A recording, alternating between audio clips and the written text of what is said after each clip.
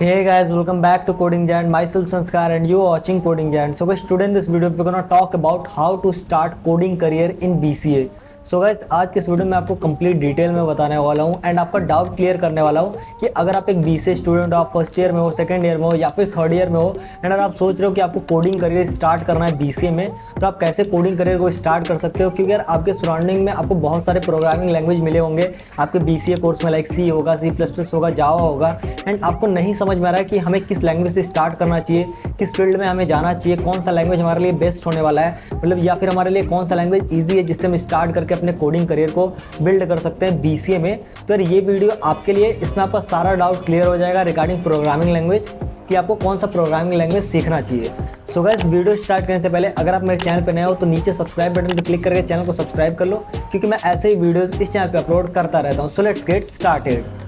So guys BCA में coding career start करने से पहले सबसे पहले यार आपको डोमेन समझना पड़ेगा कि आपको किस डोमेन में जाना है एंड आपको किस डोमेन में आपका करियर बिल्ड करना है। उसके अकॉर्डिंग उसका जो यूज केस होगा उस डोमेन का, उसके अकॉर्डिंग आपको प्रोग्रामिंग लैंग्वेज को सेलेक्ट करना है कि हाँ यार इस डोमेन में ये प्रोग्रामिंग लैंग्वेज यूज होता है तो मुझे यही प्रोग्रामिंग लैंग्वेज को सीखना है। तो सबसे पहले हम समझते हैं डोमेन क्या होता है एंड यार इस वीडियो में हम मेनली 3 डोमेन के बारे में बात करेंगे जो कि बीसीए कोर्स में मेनली स्टूडेंट्स करते हैं। तो उन्हीं 3 डोमेन के बारे में आपको बताऊंगा, बट सबसे पहले हम बात कर लेते हैं कि डोमेन होता क्या है। तो डोमेन का मतलब ये होता है कि आपको अलग अलग कैटेगरी में आपको जाना पड़ता है, अलग अलग फील्ड होती है, लाइक एप्लीकेशन डेवलपमेंट होता है, वेब डेवलपमेंट होता है या फिर डेटाबेस डेवलपमेंट होता है। ये सारी कुछ कैटेगरीज होती है, इन्हीं को हम डोमेन बोलते हैं। अब अगर हम बात करें कि आपको ऐप डेवलपमेंट में जाना है तो ऐप डेवलपमेंट में 2 टाइप्स के ऐप डेवलपमेंट होते हैं, एक डेस्कटॉप ऐप डेवलपमेंट होता है, एक मोबाइल ऐप डेवलपमेंट होता है। तो आपको चूज करना पड़ेगा किस ऐप डेवलपमेंट में जाना है, आपको डेस्कटॉप के लिए ऐप्स डेवलप करना है या फिर आपको मोबाइल के लिए ऐप डेवलप करना है। तो सबसे पहले हम बात करते हैं ऐप डेवलपमेंट के बारे में, उसके बाद मैं आपको फर्दर बताऊंगा वेब डेवलपमेंट के डोमेन में क्या लैंग्वेज यूज होता है, आपके लिए क्या बेस्ट होने वाला है, एंड फर्दर हम डिटेल में देखेंगे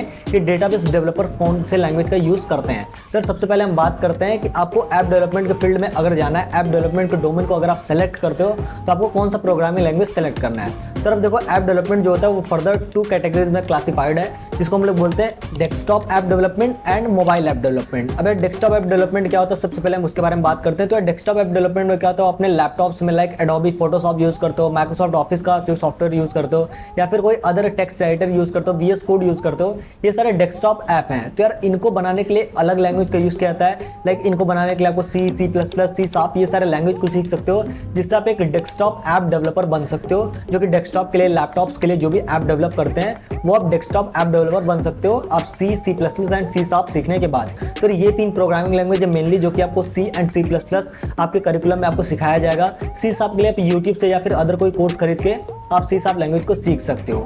तो अब नेक्स्ट हम बात करते हैं कि ऐप डेवलपमेंट के बारे में कि यार ऐप डेवलपमेंट आप कैसे सीख सकते हो बीसीए कोर्स में।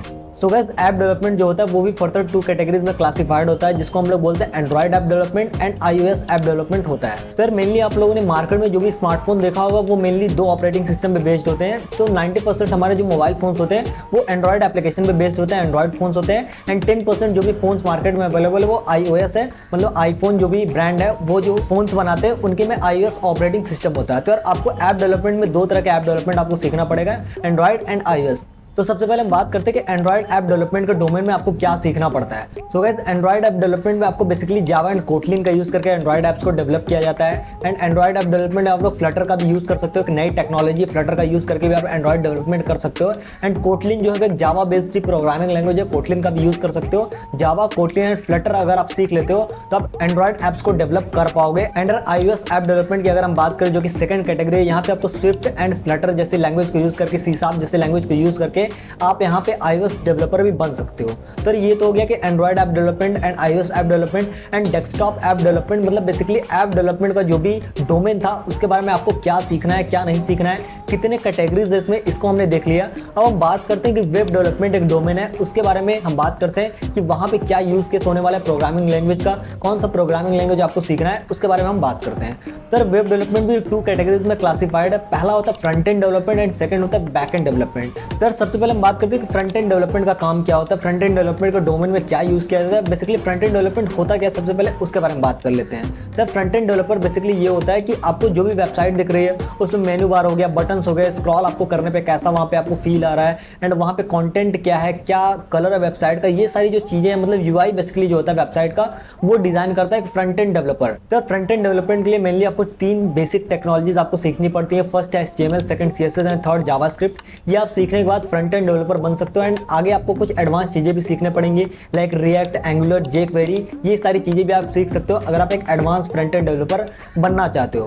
तो ये तो हो गया फ्रंट एंड डेवलपर का कि फ्रंट एंड डेवलपर के डोमेन में आप क्या कर सकते हो, क्या आपको सीखना पड़ेगा, क्या लैंग्वेज सीखना पड़ेगा जिससे आप एक फ्रंट एंड डेवलपर बन सकते हो। तो गाइस अब हम बात करते हैं सेकंड कैटेगरी के बारे में जो है बैक एंड डेवलपमेंट का। तो यार बैक एंड डेवलपमेंट बेसिकली होता क्या है, अब फ्रंट एंड के थ्रू जो भी डेटा हमारा होता है, जो भी फ्रंट एंड में आपको डेटा दिखता है या कोई एप्लीकेशन फॉर्म वगैरह आप भर रहे हो, आप लॉग इन कर रहे हो, वहाँ पे कुछ भी जो भी आपका डेटा है वो डेटा जो है वो कहीं तो स्टोर होता होगा। तो डेटा को यार स्टोर करने के लिए जो भी लॉजिक बिल्डिंग होती है, डेटाबेस जो होता है, वो सारा चीज जो भी मैनेज करते हैं उनको बोलते हैं बैकएंड इंजीनियर। तो बैकएंड में वो बैकएंड लैंग्वेज का यूज करके like Java, Python, node, JS, Ruby, ये सारे लैंग्वेज यूज होती है बैकएंड डेवलपमेंट में।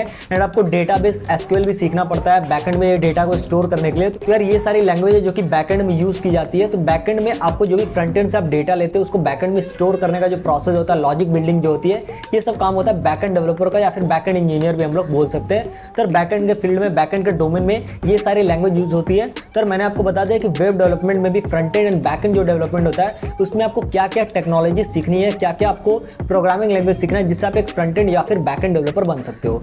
तो यहाँ पे एक तीसरा डोमेन भी निकल के आता है वेब डेवलपमेंट के फील्ड में कि अगर जिसको फ्रंट एंड या फिर बैकएंड जो दोनों टेक्नोलॉजीज को जो सीख लेता है, जिसको दोनों टेक्नोलॉजीज आती है, उसको हम लोग फुल स्टैक वेब डेवलपर बोलते हैं। तो अगर आपको दोनों टेक्नोलॉजीज आती है आप तो फुल स्टैक वेब डेवलपर बन सकते हो, जहां पे आपको हाई पैकेज मिल सकता है as compare to front end या फिर बैकएंड डेवलपमेंट।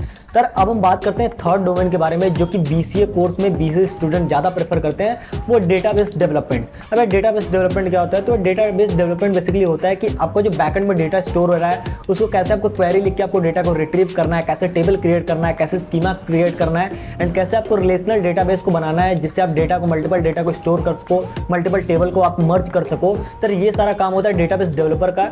एंड ये सारा काम होता है डेटाबेस एडमिनिस्ट्रेटर, भी एक जॉब प्रोफाइल होती है इसमें जो कि डेटाबेस को मैनेज करता है बैकएंड में। तो यहाँ पे भी आप जा सकते हो एंड डेटाबेस को मैनेज करने के लिए डेटा एडमिनिस्ट्रेटर या फिर डेटाबेस डेवलपर बनने के लिए आपको SQL सीखना पड़ेगा जो कि स्ट्रक्चर्ड क्वेरी लैंग्वेज होता है।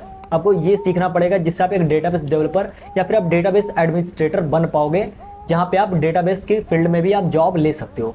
सो गाइस यही थे कुछ डोमेन जो कि मैंने आपको बताया, एक बार मैं आपको समराइज कर देता हूँ। तो फर्स्ट डोमेन जो था वो था ऐप डेवलपमेंट का, जिसमें आपको कुछ कैटेगरीज मैंने बताई। सेकंड डोमेन था web development and third domain था आपका डेटाबेस डेवलपमेंट। तो BCA कोर्स में अगर आपको कोडिंग करियर स्टार्ट करना है तो आप कुछ इन डोमेन्स को प्रेफर कर सकते हो एंड आप देख सकते हो कि डोमेन के अकॉर्डिंग आपको कौन सा लैंग्वेज सीखना पड़ेगा, आप लोग उसी लैंग्वेज को सीख सकते हो, आपको कोई अदर लैंग्वेज सीखने की जरूरत नहीं है। सो गाइस आई थिंक आपका सारा डाउट क्लियर हो गया होगा regarding programming language and regarding coding career in BCA। So guys I hope आपको ये वीडियो अच्छा लगा होगा। अगर आपको वीडियो अच्छा लगा हो तो नीचे सब्सक्राइब बटन पे क्लिक करके चैनल को सब्सक्राइब कर लो, क्योंकि मैं ऐसे वीडियोस इस चैनल पे अपलोड करता रहता हूँ। Thank you, thanks for watching.